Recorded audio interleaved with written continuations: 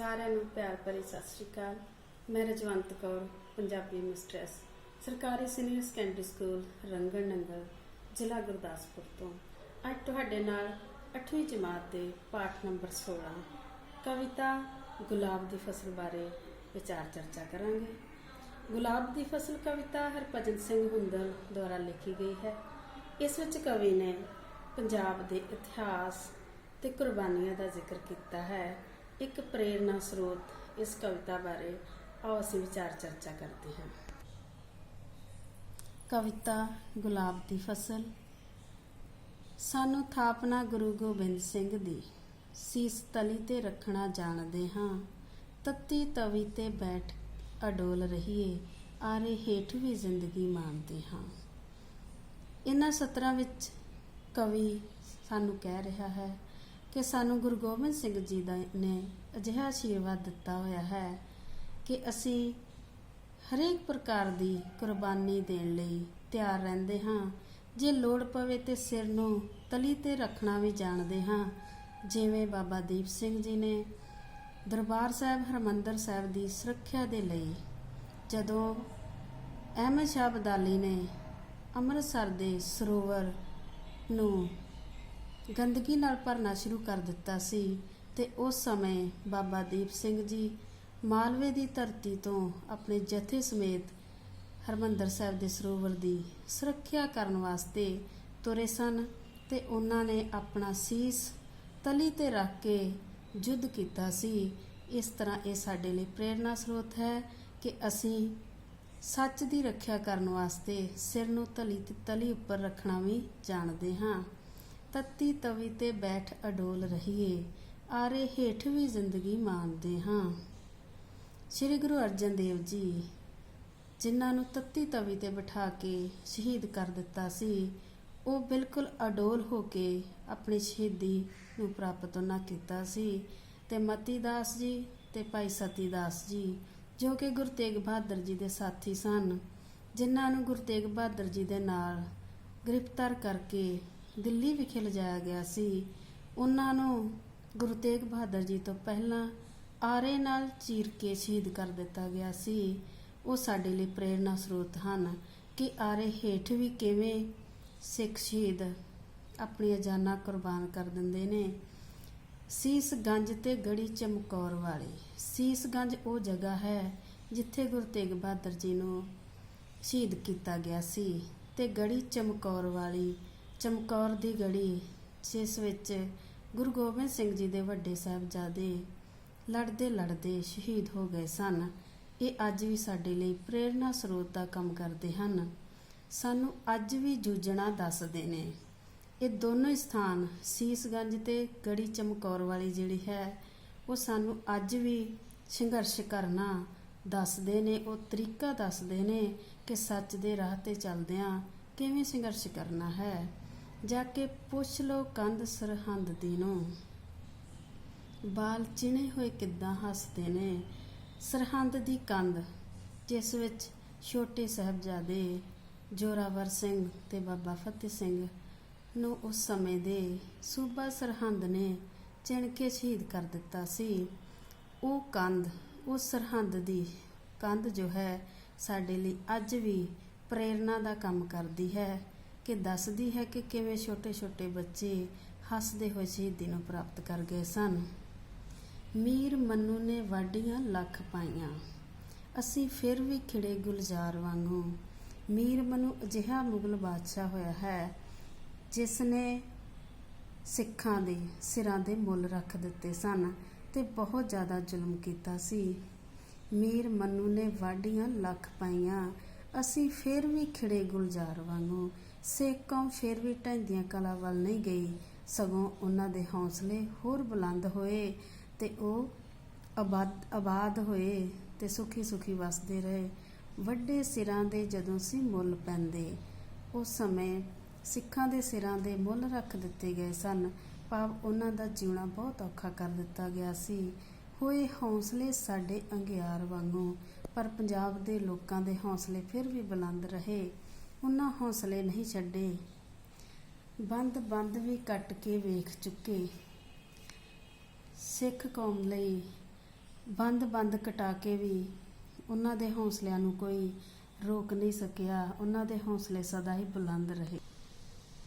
ਬੰਦ ਵੀ ਕੱਟ ਕੇ ਵੇਖ ਚੁੱਕੇ ਭਾਈ ਮਨੀ ਸਿੰਘ, ਜਿਨ੍ਹਾਂ ਦੇ ਬੰਦ ਵੀ ਕੱਟ ਦਿੱਤੇ ਗਏ, ਪਰ ਉਹਨਾਂ ਨੇ ਹੌਸਲਾ ਨਹੀਂ ਢਾਇਆ। ਫੁੱਲ ਮਹਿਕਣੋਂ ਜ਼ਰਾ ਨਾ ਬੰਦ ਹੋਏ। ਭਾਵੇਂ ਇੰਨੇ ਸਖਤ ਤਸੀਹੇ ਦਿੱਤੇ ਗਏ, ਪਰ ਸਿੱਖ ਕੌਮ ਫਿਰ ਵੀ ਚੜ੍ਹਦੀ ਕਲਾ 'ਚ ਰਹੀ ਤੇ ਆਪਣੇ ਹੌਸਲੇ ਬੁਲੰਦ ਰੱਖੇ। ਚਾੜ ਚਰਖੜੀ ਪਰਖਦੇ ਯੋਧਿਆਂ ਨੂੰ ਸਾਡੇ ਕੱਦ ਸੀ ਹੋਰ ਬੁਲੰਦ ਹੋਏ। ਸਿੱਖਾਂ ਦੇ ਬਹੁਤ ਸਾਰੇ ਬਹਾਦਰ ਯੋਧਿਆਂ ਨੂੰ ਚਰਖੜੀ ਤੇ ਚਾੜ ਕੇ ਸ਼ਹੀਦ ਕਰ ਦਿੱਤਾ ਗਿਆ, ਪਰ ਉਹਨਾਂ ਆਪਣੇ ਹੌਸਲਾ ਨਹੀਂ ਛੱਡਿਆ ਤੇ ਸੱਚ ਤੇ ਪਹਿਰਾ ਦਿੰਦੇ ਰਹੇ। ਟੋਟੇ ਜਿਗਰ ਦੇ ਸਾਹਮਣੇ ਕਰਨ ਟੋਟੇ। ਕਦੇ ਸਮਾਂ ਸੀ ਕਿ ਮਾਵਾਂ ਦੇ ਛੋਟੇ ਬੱਚਿਆਂ ਨੂੰ ਉਹਨਾਂ ਦੀਆਂ ਅੱਖਾਂ ਦੇ ਸਾਹਮਣੇ ਛੋਟੇ ਟੁਕੜੇ ਕਰਕੇ ਉਹਨਾਂ ਦੀਆਂ ਝੋਲੀਆਂ ਵਿੱਚ ਪਾਇਆ ਗਿਆ ਤੇ ਉਹ ਛੋਟੇ ਬੱਚਿਆਂ ਦੇ ਛੋਟੇ ਟੁਕੜੇ ਮਾਵਾਂ ਦੀਆਂ ਝੋਲੀਆਂ ਜਦੋਂ ਪਾਏ ਗਏ ਤੇ ਮਾਵਾਂ ਨੇ ਵੀ ਹੌਸਲਾ ਨਹੀਂ ਛੱਡਿਆ। ਉਹਨਾਂ ਦੇ ਛੋਟੇ ਬੱਚਿਆਂ ਨੂੰ ਨੇਜਿਆਂ ਦੇ ਉੱਪਰ ਟੰਗ ਕੇ ਸ਼ਹੀਦ ਕਰ ਦਿੱਤਾ ਗਿਆ। ਫਿਰ ਵੀ ਮਾਵਾਂ ਨੇ ਆਪਣਾ ਦਿਲ ਨਹੀਂ ਛੱਡਿਆ ਤੇ ਬਹਾਦਰੀ ਵਿੱਚ ਆਪਣੇ ਧਰਮ ਤੇ ਅਟਲ ਰਹੀਆਂ। ਟੋਟੇ ਜਿਗਰ ਦੇ ਸਾਹਮਣੇ ਕਰਨ ਟੋਟੇ, ਮਾਵਾਂ ਡੱਕਰੇ ਝੋਲੀ ਪਵਾਉਂਦੀਆਂ ਨੇ। ਡੱਕਰੇ ਭਾਵ ਟੋਟੇ। ਉੱਚਾ ਸੁੱਟ ਕੇ ਬੋਚਦੇ ਨੇਜ਼ਿਆਂ ਤੇ, ਭੋਰਾ ਫਿਰ ਵੀ ਨਹੀਂ ਘਬਰਾਉਂਦੀਆਂ ਨੇ। ਇਸ ਤੋਂ ਭਾਵ ਹੈ ਕਿ ਸਿੱਖ ਮਾਵਾਂ ਨੂੰ ਵੀ ਬਹੁਤ ਜ਼ਿਆਦਾ ਜ਼ੁਲਮਾਂ ਦਾ ਸਾਹਮਣਾ ਜਿਹੜਾ ਸੀ ਉਹ ਕਰਨਾ ਪਿਆ। ਇਸ ਮਿੱਟੀ ਦੇ ਨਾਲ ਹੈ ਮੋਹ ਸਾਨੂੰ, ਨਾਲ ਲਹੂ ਦੇ ਇਸ ਨੂੰ ਰੰਗਦੇ ਰਹੇ। ਕਾਨੂੰ ਵਾਲਦੇ ਜੰਗਲਾਂ ਵਿੱਚ ਬੈਠੇ, ਖੈਰ ਦੇਸ਼ ਦੀ ਫਿਰ ਵੀ ਮੰਗਦੇ ਰਹੇ। ਪੰਜਾਬ ਦੀ ਮਿੱਟੀ ਦੇ ਨਾਲ ਪੰਜਾਬੀਆਂ ਨੂੰ ਬਹੁਤ ਮੋਹ ਪਿਆਰ ਹੈ। ਜਦ ਵੀ ਇਸ ਤੇ ਕੋਈ ਆਫਤ ਆਈ ਤੇ ਆਪਣਾ ਖੂਨ ਡੋਲ ਕੇ ਵੀ ਇਸ ਨੂੰ ਬਚਾ ਲਿਆ। ਪੰਜਾਬ ਦੀ ਧਰਤੀ ਦੀ ਆਨ ਤੇ ਸ਼ਾਨ ਨੂੰ ਕਾਇਮ ਰੱਖਿਆ। ਬੰਦਾ ਸਿੰਘ ਬਹਾਦਰ ਮੁਗਲਾਂ ਨਾਲ ਯੁੱਧ ਕਰਦੇ ਹੋਏ ਅਖੀਰ ਕਾਹਨੂੰਵਾਨ ਦੇ ਜੰਗਲਾਂ ਵਿੱਚ ਪਹੁੰਚੇ ਤੇ ਉੱਥੇ ਉਹਨਾਂ ਨੂੰ ਗ੍ਰਿਫਤਾਰ ਕਰਕੇ ਦਿੱਲੀ ਵਿਖੇ ਲਿਜਾ ਕੇ ਸ਼ਹੀਦ ਕੀਤਾ ਗਿਆ। ਭਾਵੇਂ ਕਿ ਉਹ ਕਾਹਨੂੰਵਾਨ ਦੇ ਜੰਗਲਾਂ ਵਿੱਚ ਬੈਠੇ ਸਨ, ਸਿੱਖਾਂ ਦਾ ਘਰਾਂ ਵਿੱਚ ਰਹਿਣਾ ਔਖਾ ਕਰ ਦਿੱਤਾ ਗਿਆ ਸੀ, ਫਿਰ ਵੀ ਦੇਸ਼ ਦੇ ਭਲੇ ਦੀ ਸੋਚਦੇ ਰਹੇ ਤੇ ਦੇਸ਼ ਦੀ ਖਾਤਰ ਆਪਣੀ ਜਾਨ ਤੱਕ ਕੁਰਬਾਨ ਕਰਨ ਲਈ ਤਿਆਰ ਰਹੇ। ਸਾਡੀ ਪਿੱਠ ਤੇ ਖੜਾ ਇਤਿਹਾਸ ਸਾਡਾ, ਸਾਨੂੰ ਮਾਣ ਹੈ ਲਹੂ ਦੇ ਰੰਗ ਉੱਤੇ। ਅਸੀਂ ਜਾਣਦੇ ਕਿੰਜ ਕੁਰਬਾਨ ਹੋਣਾ, ਸੋਹਣੇ ਦੇਸ਼ ਦੀ ਇੱਕ ਵੀ ਮੰਗ ਉੱਤੇ। ਸਾਡੀ ਪਿੱਠ ਤੇ ਭਾਵ ਸਾਡੇ ਪਿਛੋਕੜ ਦੇ ਵਿੱਚ ਸਾਡਾ ਇਤਿਹਾਸ ਸਾਨੂੰ ਦੱਸਦਾ ਹੈ ਕਿ ਕਿਵੇਂ ਦੇਸ਼ ਤੇ ਕੋਈ ਵੀ ਆਫਤ ਆਈ ਤੇ ਪੰਜਾਬੀਆਂ ਨੇ ਉਸ ਵਿੱਚ ਵੱਧ ਚੜ੍ਹ ਕੇ ਯੋਗਦਾਨ ਪਾਇਆ, ਕਿਵੇਂ ਦੇਸ਼ ਦੀ ਆਜ਼ਾਦੀ ਨੂੰ ਬਚਾ ਕੇ ਰੱਖਿਆ, ਜਾਂ ਕਿਵੇਂ ਹਮਲਾਵਰਾਂ ਦਾ ਡਟ ਕੇ ਮੁਕਾਬਲਾ ਕੀਤਾ। ਜਿਵੇਂ ਕਹਿੰਦੇ ਨੇ ਪੰਜਾਬ ਦੇ ਜੰਮਿਆਂ ਨੂੰ ਨਿੱਤ ਮੁਹਿੰਮਾਂ, ਇਸੇ ਤਰ੍ਹਾਂ ਹੀ ਪੰਜਾਬੀ ਲੋਕਾਂ ਨੇ ਹਮੇਸ਼ਾ ਦੁਸ਼ਮਣਾਂ ਦਾ ਡਟ ਕੇ ਮੁਕਾਬਲਾ ਕੀਤਾ। ਸਾਨੂੰ ਮਾਣ ਹੈ ਲਹੂ ਦੇ ਰੰਗ ਉੱਤੇ। ਕਹਿੰਦੇ ਹਨ ਕਿ ਅਸੀਂ ਕੁਰਬਾਨੀ ਦੇਣ ਵਾਸਤੇ ਆਪਣਾ ਖੂਨ ਵੀ ਡੋਲ ਦਿੰਦੇ ਹਾਂ। ਸਾਨੂੰ ਇਹ ਵੀ ਪਤਾ ਹੈ ਕਿ ਅਸੀਂ ਦੇਸ਼ ਦੀ ਮੰਗ ਉੱਤੇ ਕਿਵੇਂ ਕੁਰਬਾਨ ਹੋਣਾ ਹੈ, ਭਾਵ ਦੇਸ਼ ਨੂੰ ਕਿਵੇਂ ਬਚਾ ਕੇ ਰੱਖਣਾ ਹੈ। ਜਦੋਂ ਅੰਬਾਂ ਨੂੰ ਲੱਗਿਆ ਬੂਰ ਹੋਵੇ, ਕੋਇਲ ਆ ਕੇ ਉਸ ਥਾਂ ਚਹਿਕਦੀ ਹੈ। ਅੰਬਾਂ ਦੀ ਫਸਲ ਨੂੰ ਜਦੋਂ ਬੂਰ ਲੱਗਦਾ, ਤੁਹਾਨੂੰ ਪਤਾ ਹੈ ਕਿ ਜਦੋਂ ਗਰਮੀ ਦੀ ਰੁੱਤ ਸ਼ੁਰੂ ਹੁੰਦੀ ਹੈ ਉਸ ਦੇ ਨਾਲ ਹੀ ਅੰਬਾਂ ਨੂੰ ਬੂਰ ਲੱਗਦਾ ਹੈ ਤੇ ਅੰਬਾਂ ਦੇ ਬੂਰ ਪੈਣ ਤੇ ਨਾਲ ਹੀ ਕੋਇਲ ਆ ਜਾਂਦੀ ਹੈ ਤੇ ਅੰਬ ਦੇ ਰੁੱਖ ਤੇ ਬੈਠ ਕੇ ਚਹਿਕਦੀ ਹੈ। ਇਸ ਤੋਂ ਭਾਵ ਇਹ ਹੈ ਕਿ ਹਮੇਸ਼ਾ ਜਦੋਂ ਅਣਖ ਨੂੰ ਵੰਗਾਰਿਆ ਜਾਂਦਾ ਹੈ ਤਾਂ ਉਹ ਆਪਣੀ ਕੁਰਬਾਨੀ ਤੱਕ ਦੇ ਦਿੰਦੀ ਹੈ, ਪਰੰਤੂ ਆਪਣਾ ਸਿਰ ਨੀਵਾ ਨਹੀਂ ਹੋਣ ਦਿੰਦੀ। ਜਿੱਥੇ ਜਿੱਥੇ ਸ਼ਹੀਦਾਂ ਦੀ ਰੱਤ ਡੁੱਲੇ, ਸ਼ਹੀਦ ਉਸ ਨੂੰ ਕਹਿੰਦੇ ਹਨ ਜੋ ਸੱਚ ਦੀ ਖਾਤਰ ਸ਼ਹੀਦ ਹੋ ਜਾਂਦਾ ਹੈ। ਤੇ ਜਿੱਥੇ ਜਿੱਥੇ ਵੀ ਸ਼ਹੀਦਾਂ ਦਾ ਖੂਨ ਡੁੱਲਦਾ ਹੈ ਉੱਥੇ ਗੁਲਾਬ ਦੀ ਫਸਲ ਹੁੰਦੀ ਹੈ। ਜਿਵੇਂ ਲਾਈਨਾਂ ਵਿੱਚ ਕਿਹਾ ਹੈ, ਜਿੱਥੇ ਜਿੱਥੇ ਸ਼ਹੀਦਾਂ ਦੀ ਰੱਤ ਡੁੱਲੇ ਉੱਥੇ ਫਸਲ ਗੁਲਾਬ ਦੀ ਮਹਿਕਦੀ ਹੈ। ਭਾਵ ਉਹਨਾਂ ਦੀ ਕੁਰਬਾਨੀ, ਉਹਨਾਂ ਦੇ ਕੰਮ ਹਮੇਸ਼ਾ ਮਹਿਕਦੇ ਰਹਿੰਦੇ ਨੇ ਤੇ ਸਾਨੂੰ ਉਹਨਾਂ ਦੀਆਂ ਚੰਗਿਆਈਆਂ ਨੂੰ ਯਾਦ ਰੱਖਣਾ, ਚਾਹੀਦਾ ਹੈ ਤਾਂ ਜੋ ਕਿ ਉਹਨਾਂ ਨੂੰ ਆਤਮਿਕ ਸ਼ਾਂਤੀ ਮਿਲ ਸਕੇ। ਇਹ ਕਵਿਤਾ ਸਾਡੇ ਲਈ ਇੱਕ ਪ੍ਰੇਰਨਾ ਸਰੋਤ ਦਾ ਕੰਮ ਕਰਦੀ ਹੈ। ਆਓ ਹੁਣ ਅਸੀਂ ਇਸ ਦੇ ਅਭਿਆਸ ਦੇ ਪ੍ਰਸ਼ਨਾਂ ਦੀ ਗੱਲ ਕਰਦੇ ਹਾਂ। ਜਿਵੇਂ ਕਿ ਪਹਿਲਾ ਪ੍ਰਸ਼ਨ ਹੈ ਸਾਡੇ ਕੋਲ, ਕਵਿਤਾ ਦੀਆਂ ਕਿਹੜੀਆਂ ਤੁਕਾਂ ਹਨ ਜਿਨ੍ਹਾਂ ਵਿੱਚ ਅੱਤ ਦੇ ਜ਼ੁਲਮ ਸਹਿੰਦੇ ਹੋਏ ਵੀ ਅਡੋਲ ਤੇ ਸ਼ਾਂਤ ਰਹਿਣ ਦੀ ਅਵਸਥਾ ਦਾ ਵਰਣਨ ਕੀਤਾ ਗਿਆ ਹੈ। ਕਵਿਤਾ ਵਿੱਚ ਸਤਰਾਂ ਹਨ। ਤੱਤੀ ਤਵੀ ਤੇ ਬੈਠ ਅਡੋਲ ਰਹੀਏ, ਆਰੇ ਹੇਠ ਵੀ ਜ਼ਿੰਦਗੀ ਮਾਣਦੇ ਹਾਂ।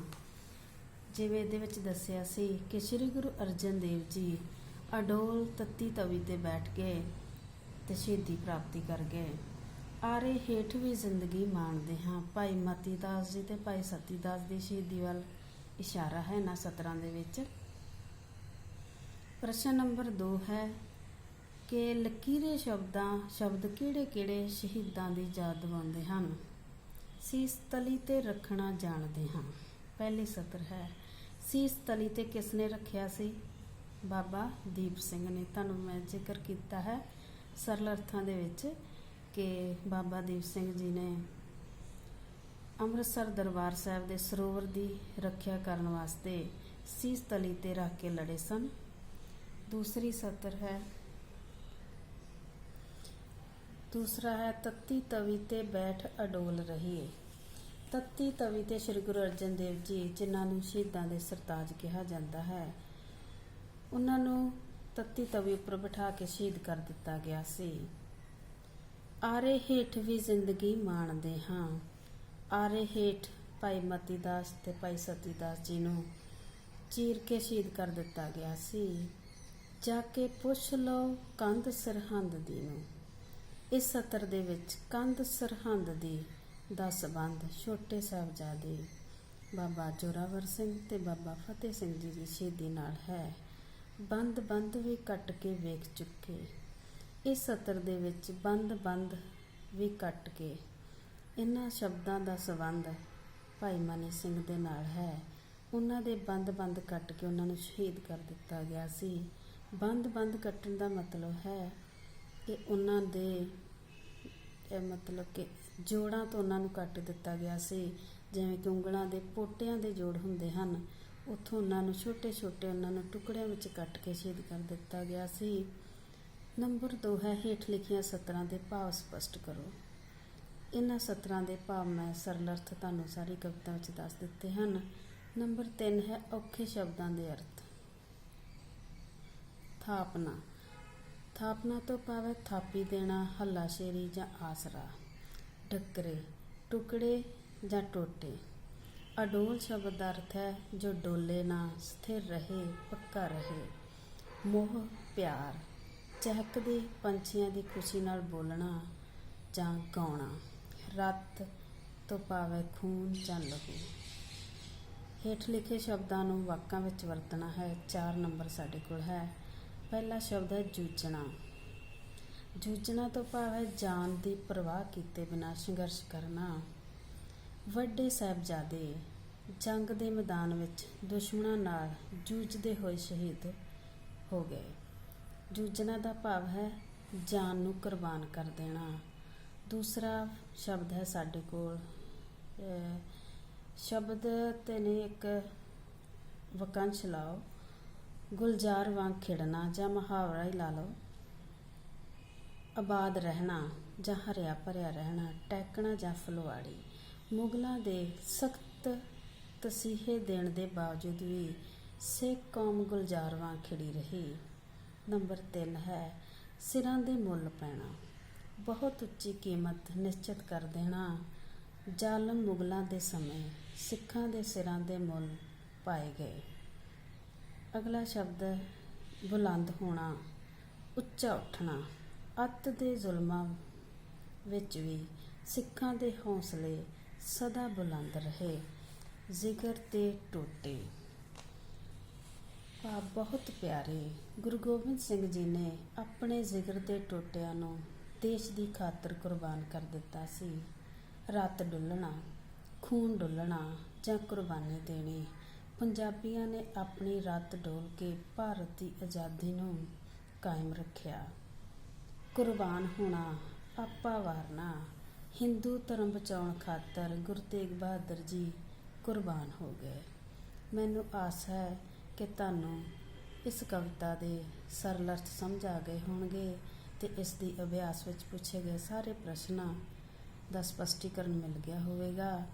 ਤੁਸੀਂ ਇਸ ਵੀਡੀਓ ਨੂੰ ਰੋਕ ਕੇ ਹਰ ਗੱਲ ਨੂੰ ਕਲੀਅਰ ਕਰ ਸਕਦੇ ਹੋ ਤੇ ਹਰ ਇੱਕ ਔਖੇ ਸ਼ਬਦ ਅਰਥ ਤੇ ਵਾਕਾਂ ਨੂੰ ਨੋਟ ਕਰ ਸਕਦੇ ਹੋ।